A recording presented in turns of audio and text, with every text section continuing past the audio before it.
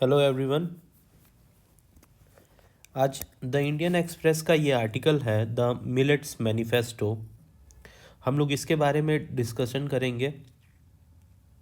चूँकि इस बार की योजना या कुरुक्षेत्र मैगजीन में से कोई एक जो है वो भी मिलेट्स के ऊपर ही आई हुई थी, और यूनाइटेड नेशन ने ईयर 2023 को एक तरीके से कहिए तो इंटरनेशनल ईयर ऑफ मिलेट्स भी डिक्लेयर किया हुआ है।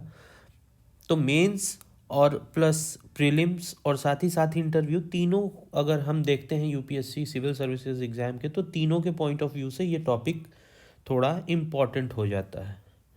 तो आइए हम शॉर्ट में ये देखने की कोशिश करते हैं कि ये मिलेट्स क्या है और कैसे इसका इम्पोर्टेंस क्या है और गवर्नमेंट के क्या इनिशिएटिव्स होने चाहिए। ठीक, इस आर्टिकल के माध्यम से हम लोग समझने की कोशिश करते हैं। तो the united nation has declared 2023 as the international year of millets, यानी कि यूनाइटेड नेशन ने 2023 को इंटरनेशनल ईयर फॉर मिलेट्स घोषित किया हुआ है। ठीक है, अब बात यह है कि हमारी क्या पोजीशन है मिलेट्स के प्रोडक्शन में। तो इंडिया इस समय फिफ्थ है, फिफ्थ फिफ्थ वर्ल्ड प्रोड्यूसर है प्रोडक्शन में मिलेट्स की अगर हम बात करें तो। अभी क्या है कि मिलेट्स जो हैं उन्हें हम लोग न्यूट्रिएंट सीरियल्स भी कहते हैं। ठीक है, न्यूट्रिएंट सीरियल्स क्या कि मतलब जैसे जो भी न्यूट्रिएंट्स जैसे वाइटमिन्स, मिनरल्स, ये सारी चीज़ें न्यूट्रिएंट्स की कैटेगरी में आती हैं। तो वो ऐसे सीरियल्स जो कि हमें काफ़ी प्रचुर मात्रा में न्यूट्रिएंट्स प्रोवाइड करें, उन्हें मिलेट्स कहा जाता है, या न्यूट्रिएंट या न्यूट्री सीरियल्स कहा जाता है। तो गवर्नमेंट ने बहुत सारे ऐसे स्कीम्स लेकर के आई जिनके माध्यम से कि गवर्नमेंट ने ये चाहा कि मिलेट्स के कंजम्पशन को बढ़ाया जा सके। जैसे उसने एक प्रोजेक्ट के तहत उन्होंने क्या किया कि पार्लियामेंटेरियंस, जितने भी पार्लियामेंट में लोग बैठते थे, उनके लिए स्पेशल मिलेट का लंच, यानी हफ्ते में एक दिन सारे के सारे जितने भी पार्लियामेंट में नेता लोग बैठते हैं सबको लंच में मिलेट प्रोवाइड किया गया। अब मिलेट में अगर हम बात करें तो मिलेट एक कैटेगरी है सीरियल्स की, अनाजों की। ठीक, अब उस कैटेगरी में क्या क्या आता है, जैसे ज्वार हो गया, बाजरा हो गया, राई, ठीक है, और कुट्टू हो गए। कुट्टू का आटा व्रत वगैरह में खाया जाता है। ठीक है, रागी हो गया। तो ये सारी चीज़ें जैसे जो हैं ये एक कैटेगरी के अंदर आती हैं और उस कैटेगरी को हम कहते हैं मिलेट्स। ठीक,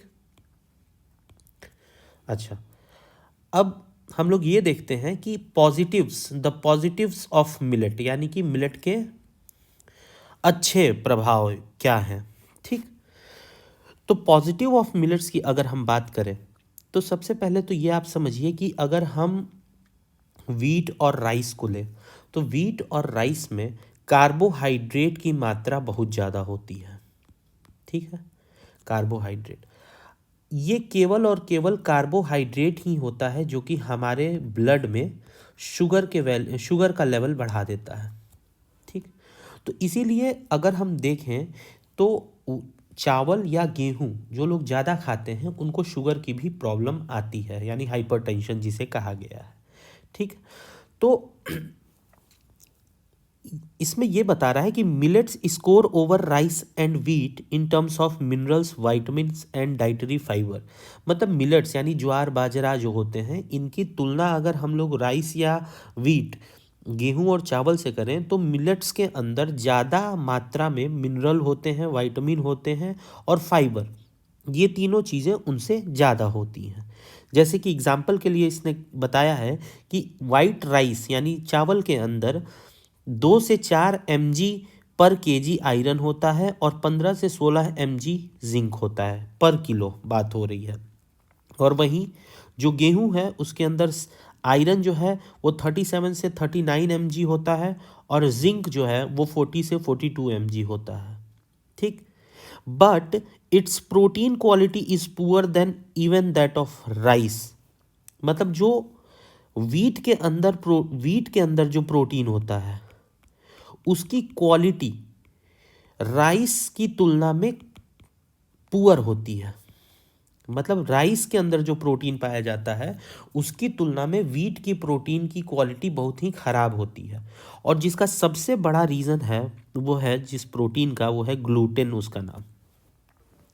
जैसे हम लोग छोले भटूरे खाने जाते हैं तो जो मैदे का आटा लगाया जाता है, आप देखते होंगे वो बहुत लचीला होता है। उसको वो 3 बार हाथ पे थपकी मारता है, वो बड़ा सा हो जाता है, उसके बाद उसको, तो वो एक्चुअली में वो जिस वजह से जो लचक उसके अंदर आ रही है आटे के अंदर, वो होती है इस ग्लूटेन की वजह से। ठीक। ग्लूटेन प्रोटीन पाया जाता है वीट के अंदर। इस प्रोटीन का बड़ा ही दुष्प्रभाव यानी कि बैड इफेक्ट होता है हमारे हेल्थ के ऊपर, जैसे gastrointestinal and auto immune disorders. अब ये तो आप ऐसे भी देख लो, 3 दिन छोले भटूरे खा लो तबीयत खराब हो जाएगी। ठीक है। वहीं अगर हम बात करें बाजरे की, या जिसे कि पर्ल मिलेट मिलेट कहा जाता है, इसके अंदर आयरन, जिंक और प्रोटीन, इन तीनों का लेवल जो है वो लगभग गेहूं के बराबर होता है। ठीक है। लेकिन इसके अंदर ग्लूटीन नहीं होता है। तो बाजरा जो है वो हमें प्रोटीन, मिनरल्स, वाइटामिन, जो कुछ भी न्यूट्रिएंट्स हैं वो कंपैरेटिवली गेहूं के बराबर ही दे रहा है। लेकिन प्लस पॉइंट क्या है कि उसके अंदर नो ग्लूटेन, यानी ग्लूटेन प्रोटीन उसके अंदर नहीं होती है बाजरे के अंदर। इसलिए जिन लोगों को ब्लड शुगर की प्रॉब्लम है, या वो लोग जो चाहते हैं कि उनकी हेल्थ अच्छी बनी रहे, उनको चाहिए कि उन लोग बाजरे को खाएं या बाजरे की रोटी खाएं। इस प्रकार के यहाँ पर ऑथर कहना चाह रहा है। ठीक। इसी तरीके से सेम न्यूट्रिशनैलिटी सुपीरियोरिटी ट्रेट्स जो हैं वो अदर वाले में भी, जैसे रागी हो गया, ज्वार, बाजरा, रागी, कोडो, काकून, कुटकी, चीना, चौलाई, कुट्टू, ये सब में सिमिलर, इसी ये जितने भी मिलेट्स हैं सबके अंदर सिमिलर प्रकार के न्यूट्रिएंट्स वैल्यू होती है। और इसको हम अपनी डाइट में डाल करके, यानी अपनी रेगुलर डाइट में अगर हम अपने मिलेट्स को इंक्लूड करते हैं तो उससे जो हिडन हंगर की प्रॉब्लम है, हिडन हंगर, इसको दूर किया जा सकता है। अब ये हिडन हंगर क्या है? तो अगर हम लोग हिडन हंगर की बात करें तो जैसे कि खाना हमने खाया, अब खाना खाने के बाद जैसे पेट तो भरा हुआ महसूस हो गया, जैसे मान लीजिए आप गए और जा करके मतलब दबा के दाल चावल खा लिए। ठीक है। लेकिन दाल चावल खाने से हमें क्या मिला? दाल चावल खाने से हमें मिल गया, चलिए ठीक है, दाल से हमें हल्की फुल्की बहुत नाम मात्र की प्रोटीन मिल गई, और चावल से हमें कार्बोहाइड्रेट मिल गया। लेकिन केवल तो हमें मतलब ठीक है कि हमें एनर्जी तो मिल जाएगी दिन भर काम करने के लिए, लेकिन उससे हमारा बॉडी की सारी रिक्वायरमेंट पूरी नहीं होंगी। जैसे वाइटामिन्स चाहिए, जैसे हरी सब्जियों में जो हमें मिलती हैं, मिनरल्स चाहिए, इन सारी चीज़ों की हो जाती है कमी, जिसकी कमी से बहुत सारे डिफिशियंसी, या जिनकी कमी से बहुत सारी बीमारियां उत्पन्न होती हैं। जैसे कि मान लीजिए विटामिन ई की कमी हो गई तो बाल झड़ने लगे आपके। ठीक है। विटामिन डी की कमी हो गई तो ऑस्टियोपोरोसिस, यानी कि आपके हड्डियों की कमजोरी हो गई। तो हम कहने का तात्पर्य यहाँ पर यह है कि ऐसे भोजन जिनको करने के बावजूद हमें, मतलब जैसे मान लीजिए कि ऐसे भोजन जिन्हें कर ले पेट, तो उससे पेट तो भर जाए, लेकिन उससे हमारी पूरी बॉडी की जो जो रिक्वायरमेंट है वो पूरी ना हो, उससे केवल पेट भरे, तो उससे क्या डेवलप हो जाता है? उससे एक छिपा हुआ हंगर, यानी हिडन हंगर, यानी जिसकी कमी से बाल झड़ने लगे। तो ऐसा भोजन जिसमें केवल कार्बोहाइड्रेट हो, वाइटामिन्स, मिनरल्स ना हो, उस प्रकार के भोजन को करने से हम हिडन हंगर के शिकार होते हैं। और अगर हम अपने डाइट के अंदर अगर मिलेट्स को इंक्लूड करते हैं, यानी मिलेट्स का अगर हम सेवन करेंगे अपनी रेगुलर की डाइट में, तो निश्चित रूप से हम इस हिडन हंगर के भी दिक्कत से बच सकते हैं। ठीक। ओके। अब देखते हैं वेयर मिलेट्स लैग। अगर मिलेट्स इतने ही अच्छे हैं तो क्यों हम लोग चूक रहे हैं, क्यों आज तक ये हमारे डाइट में नहीं आ पाया है? तो पहला क्या है कि इंटरेस्ट, ना खाने वाला ना उगाने वाला, मतलब ना तो कंज्यूमर इतना इसको वेटेज देते हैं, ना फार्मर इसको इतना वेटेज देते हैं। मतलब जैसे हम लोग खाने वालों की श्रेणी में हैं तो हम लोग न इतना खाते हैं और फार्मर्स न इतना उगाते हैं। इसका रीज़न क्या है, अब ये जानते हैं कि वेयर मिलेट्स लैग, कहाँ पे मिलेट्स पीछे रह जा रहे हैं। तो इसमें जो पहला एग्जाम्पल है वो है कि ग्रीन रिवॉल्यूशन, जिससे पता था कि ग्रीन रिवॉल्यूशन से क्या किया गया, वीट और राइस इनके प्रोडक्शन में बम्पर प्रोडक्शन किया गया। साथ ही साथ नेशनल फूड सिक्योरिटी एक्ट 2013, इसमें 5 किलो राशन जो है वो प्रति व्यक्ति प्रोवाइड कराया जाने लगा। और ये जो राशन था इसमें क्या था, वीट और राइस। हाँ, ठीक है। और मोदी जी की गवर्नमेंट जो आई उसने 2023 से जो 2 रुपये और 3 रुपये था इस राशन का जो दाम, कम दाम जो लगाया गया था, उसे भी फ्री कर दिया गया। तो अब इन सब चीज़ों से क्या हुआ कि जनता का झुकाव फिर से वीट और राइस यानी गेहूं और चावल की तरफ बढ़ गया। ठीक। तो पहला तो रीज़न ये हुआ कि नेशनल फूड सिक्योरिटी एक्ट की तरफ से। ठीक। दूसरा रीज़न क्या है कि लोग क्यों नहीं अडॉप्ट करते हैं, कि गेहूं की जो रोटी बनती है उसको बेलने में बड़ी आसानी होती है। क्यों? क्योंकि उसके अंदर होता है ग्लूटिन प्रोटीन, तो रोटी जो है वो बड़े आराम से बिल जाती है। लेकिन वहीं बाजरे की जो रोटी होती है उसमें, या ज्वार की, उस रोटी को बेलना बहुत कठिन होता है, तो बनाने में मुश्किल होती है, इसलिए भी लोग इसका नहीं यूज़ करते हैं। ठीक। तो पहला तो हो गया कि नेशनल फूड सिक्योरिटी एक्ट और ग्रीन रिवॉल्यूशन से वीट और राइस का बम्पर प्रोडक्शन कर दिया गया। दूसरा ये कि ये जैसे घर में रोटियां बनाने में ये बड़ा कठिन हुआ करती हैं। तीसरा क्या है, तीसरा रीज़न है लो पर हेक्टेयर यील्ड, मतलब पर हेक्टेयर जो उपज है वो मिलेट्स की वीट और राइस की तुलना में बहुत कम है। जैसे एक एग्जांपल के लिए देखा जाए तो 1 टन है पर हेक्टेयर ज्वार की, 1.5 टन है पर हेक्टेयर बाजरा की। इसकी तुलना अगर हम वीट से करें तो ये लगभग 3.5 टन 1 हेक्टेयर में वीट होता है और 4 टन फॉर पैडी यानी कि चावल, धान की खेती। तो कहाँ ये 1 टन होते हैं और कहाँ ये 4 टन के आसपास हो रहे हैं, तो इस कारण से फार्मर इसे उगाता भी नहीं है। ठीक। तो ये मोटे मोटे तौर पर ये 3 रीज़न थे जिनकी वजह से इनका प्रोडक्शन और कंजम्पशन दोनों में कमी होती है। अब इस प्रोडक्शन वाले को देखते हुए इंडियन एग्रीकल्चर रिसर्च इंस्टीट्यूट ने पूसा पूसा 1201 पूसा 1201 एक हाइब्रिड बाजरा बनाया है, जिसका कि प्रोडक्शन लगभग 2.8 टन पर हेक्टेयर है, जो कि 4.5 टन पर हेक्टेयर तक भी जा सकती है। ठीक। तो ये याद रखना, इसमें क्या है, पूसा 1201, ये पूसा 1201 ये एक हाइब्रिड क्या है, हाइब्रिड बाजरा है। ठीक। अच्छा, उसके साथ ही साथ ये 70 से 80 दिन में ये मतलब तैयार भी हो जाएगा, 2 महीने के अंदर में। और तीसरा ये कि कई सारे ऐसे फंगल डिजीज़ जैसे डाउनी मिल्ड्यू एंड ब्लास्ट, ये 2 फंगल डिजीज़ हैं जो कि पेड़ों में जो फंगल डिजीज़ लग जाते हैं उससे भी ये वाली वैरायटी जो है 1201 पूसा 1201 ये भी रेजिस्टेंट है, मतलब इस पर इन फंगस का भी असर नहीं होता है। ठीक है।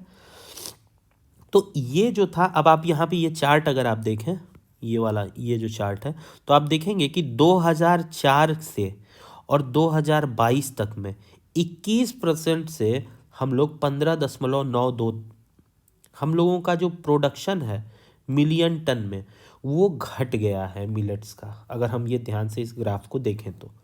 ठीक है। तो अब इसका सॉल्यूशन क्या होगा, कि सॉल्यूशन क्या है कि किस प्रकार से हम फिर इसको इंट्रोड्यूस करें।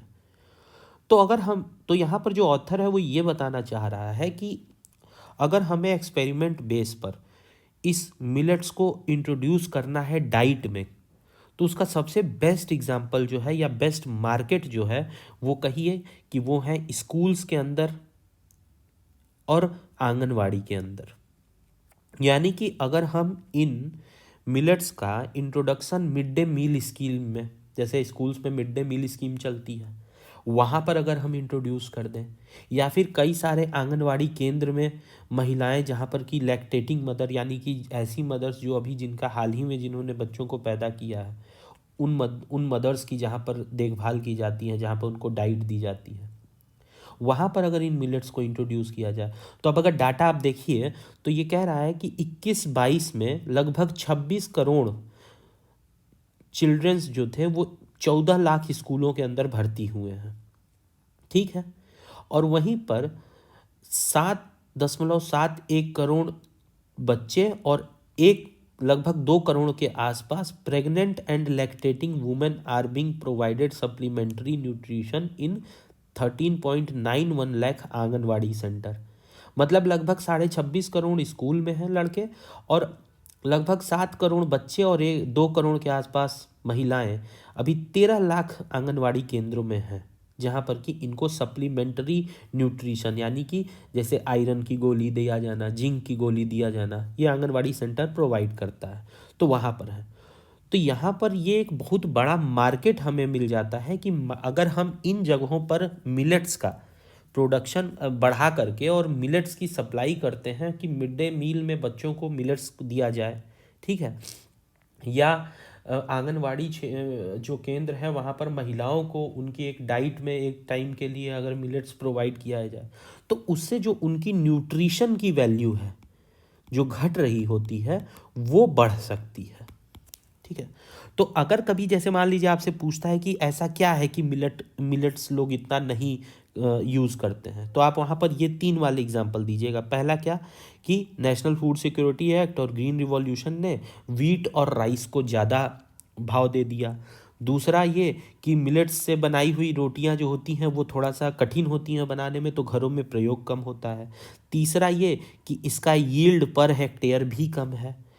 फिर सॉल्यूशन में आप ये बता सकते हैं कि पूसा 1201 IARI ने अभी लॉन्च किया है, जो कि एक हाइब्रिड वैरायटी ऑफ बाजरा है, जो कि कई सारे ऐसे पेस्ट और फंगल डिजीजेस के प्रति रेजिस्टेंट भी है, इस पे उसका कोई असर भी नहीं होता है, ठीक है। तो इस तरह की बातें। और फिर अगर ये हो कि इसका सॉल्यूशन क्या है, तो ये आप कह सकते हैं कि स्कूल्स में और आंगनवाड़ी केंद्र में, अगर हम स्कूल्स और आंगनवाड़ी केंद्रों में हम अगर इन सारी चीज़ों को यानी मिलेट्स को अगर हम प्रोवाइड कराते हैं, तो निश्चित रूप से चूँकि मिलेट्स की न्यूट्रिशनल वैल्यू बहुत ज़्यादा होती है, तो आने वाले समय में चिल्ड्रंस यानी बच्चे और महिलाएं, ऐसी महिलाएं जो अभी हाल ही में गर्भवती हुई हो, तो उनके भी न्यूट्रिशन वैल्यू को ये बढ़ाने में बहुत मदद करेगा, ठीक। तो यानी कि स्कूल और आंगनवाड़ी हमको ये विशेष इसमें ध्यान देने लायक चीज। फिर अगर देखा जाए यहाँ पर क्या है, तो सेंटर हैज़ 2 एग्जिस्टिंग स्कीम्स, मतलब सेंटर गवर्नमेंट जो है वो 2 उनके पास स्कीम अभी वो चला रहे हैं। एक है प्रधानमंत्री पोषण शक्ति निर्माण, ठीक, और दूसरा है सक्षम आंगनवाड़ी एंड पोषण 2.0। ये 2 स्कीम है जिसके माध्यम से केंद्र सरकार जो है वो न्यूट्रिशन का लेवल अपने लोगों में बढ़ाने के लिए कार्य कर रही है, जिनका कि बजट इतना है, ठीक है। अब चीज़ क्या है कि यहाँ पर पब्लिक डिस्ट्रीब्यूशन सिस्टम यानी PDS, ये जो भी है इसको वीट एंड राइस में इनको काम करने देना चाहिए, लेकिन साथ ही साथ MSP प्रोक्योरमेंट जो है वो मिलेट्स के लिए भी बढ़ा देना चाहिए।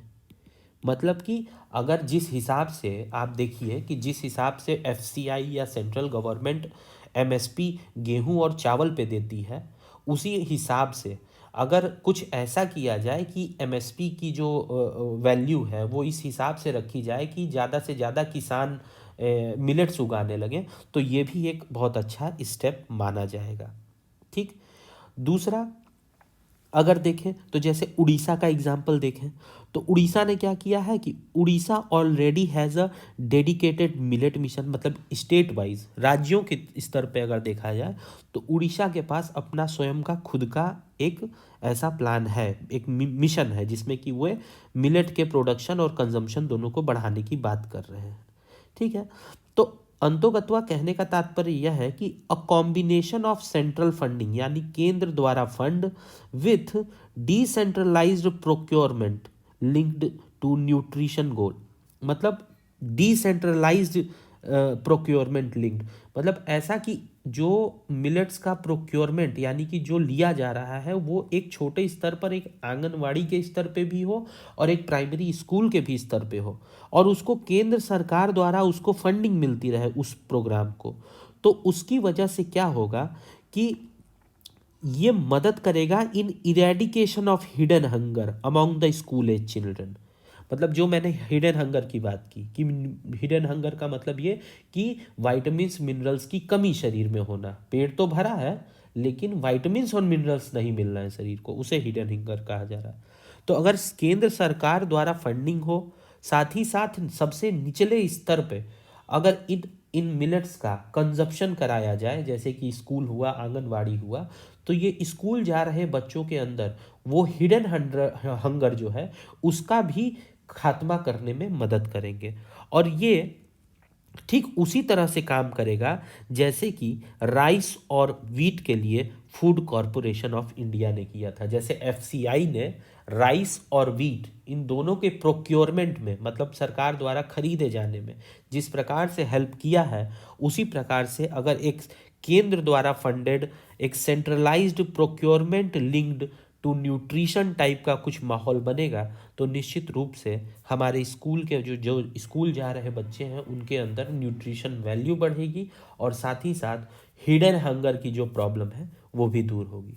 तो आशा करता हूँ कि ये आर्टिकल आप लोगों को थोड़ा बहुत समझ में आ गया होगा। बाकी आप लोग इसको नेट से एक बार अगर आप लोग इस आर्टिकल को दोबारा पढ़ेंगे तो और डेटा में और सारी चीज़ें क्लियर हो जाएंगी। धन्यवाद।